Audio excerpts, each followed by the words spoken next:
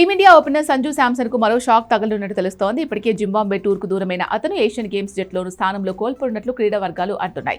గత నెలలో భారత సెలెక్టర్లు 15 మంది సభ్యుల ఏషియన్ గేమ్స్ జట్టును ప్రకటించారు. ఈ జట్టులో సంజు శాంసన్ కూడా ఉన్నాడు. ప్రస్తుతం ఈ జట్టు నుంచి కూడా సంజును తప్పించాలని బీసీసీఐ యోచిస్తున్నట్లు సమాచారం. యువ ఆటగాళ్లకు అవకాశాల పేరుతో సంజు టీ20 కెరీర్ కు ఫుల్ స్టాప్ పెట్టాలని కొందరు బీసీసీఐ పెద్దలు యోచిస్తున్నట్లు ప్రచారం జరుగుతోంది. ముఖ్యంగా వైభవ్ సూర్యవంశీ విషయంలో బీసీసీఐపై భారీ ఒత్తిడి ఉందని, అతనికి అవకాశాలు ఇవ్వడం కోసమే సంజును శాశ్వతంగా తప్పించే ప్లాన్ జరుగుతుందని అతని అభిమానులు అనుకుంటున్నారు. కాగా ఐర్లాండ్ సిరీస్, ఆ తర్వాత ఇంగ్లాండ్తో జరిగిన తొలి 2 టీ20లో దారుణంగా విఫలమైన సంజు శాంసన్ ను జింబాబ్వే పర్యటనకు ఎంపిక చేయలేదు. విశ్రాంతి పేరుతో సెలెక్టర్లు అతన్ని తప్పించారు అన్న ప్రచారం జరుగుతోంది.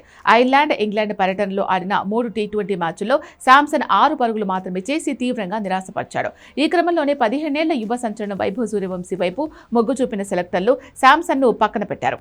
అతని స్థానంలో పంజాబ్ కింగ్స్ ఆటగాడు ప్రభ్ సిమ్రన్ సింగ్ ను బ్యాకప్ వికెట్ కీపర్ బ్యాటర్ గా జట్టులోకి తీసుకున్నారు. ప్రస్తుత ఇంగ్లాండ్ పర్యటన తర్వాత భారత జట్టు 3 మ్యాచ్ల టీ20 సిరీస్ కోసం జింబాబ్వే పర్యటనకు వెళ్లనుంది. ఏషియన్ గేమ్స్ విషయానికి వస్తే ఈ ఖండాంతరం క్రీడలు సెప్టెంబర్ 19, అక్టోబర్ 4 మధ్యలో జరగనున్నాయి.